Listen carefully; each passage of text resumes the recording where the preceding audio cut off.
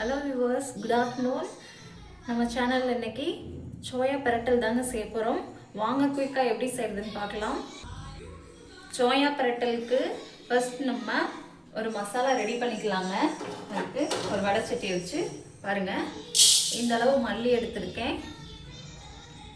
மல்லி லைட்டாக சூடானதும் அடுத்து சோம்பு ஆட் பண்ணிக்கலாங்க. நம்ம வறுக்கிறது ரொம்ப கவனமாக பக்குவமாக வறுக்கணுங்க, அப்போ தான் சுவையாக இருக்கும். அடுத்து சோம்போட ஒரு பட்டை, ஒரு கிராம்பு, ஒரு ஏலக்காய் போட்டிருக்கேங்க. இதே லைட்டாக வறுத்துக்கலாம். மிளகு 1/4 டீஸ்பூன் போட்டிருக்கேங்க.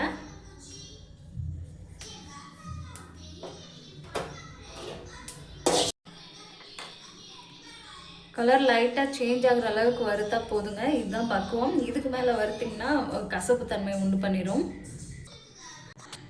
அதுக்கு முதல்ல 2 ஸ்பூன் எண்ணெய் ஊற்றி வச்சுருக்குங்க. எண்ணெய் காஞ்சதும் வெங்காயமும் கருவேப்பிலையும் ஆட் பண்ணிக்கலாங்க.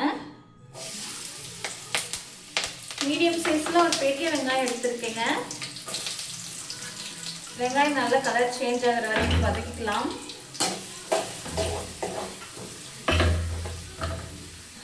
வெங்காயம் வதங்குற கேப்பில் தக்காளியை கட் பண்ணி எடுத்துட்டு வந்துடலாங்க.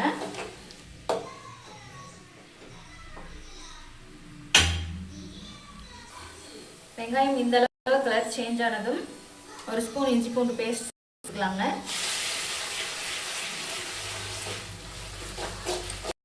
இஞ்சி பூண்டு பேஸ்ட் ராஸ்மல் போகிற வரைக்கும் நல்லா வதக்கி விட்டுக்கலாம்.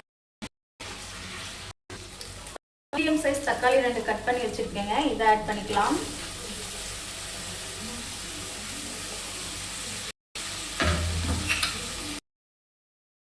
தக்காளி சீக்கிரம் வதங்கி வர்றதுக்கு ஒரு ஸ்பூன் உப்பு போட்டுக்கலாங்க. போட்டுக்கிட்டோம். இதே மாதிரி செஞ்சு பாருங்க.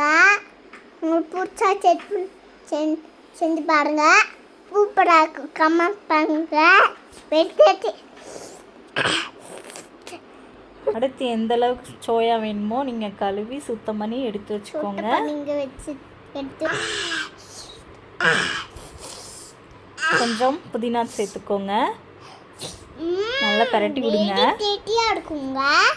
லேட் போடுங்க. கமெண்ட். இந்த ரெசிபி குட்டீஸ்களுக்காக தாங்க ரெடி பண்ணுறேன். இதில் வேறு எந்த ஸ்பைசஸும் நாங்கள் ஆட் பண்ண போகிறது கிடையாது. நீங்கள் பெரியவங்களுக்கு ரெடி பண்ணுறீங்கன்னா உங்களுக்கு ஏற்ற மாதிரி காரம் போட்டுக்கோங்க. காரம் போட்டு இந்த சோயா வேகிற அளவுக்கு தேவையான அளவு தண்ணி தொளிச்சு நல்லா வேக வச்சுக்கோங்க. கமெண்ட் பண்ணுங்க. லேட் பண்ணுங்க. கமெண்ட்.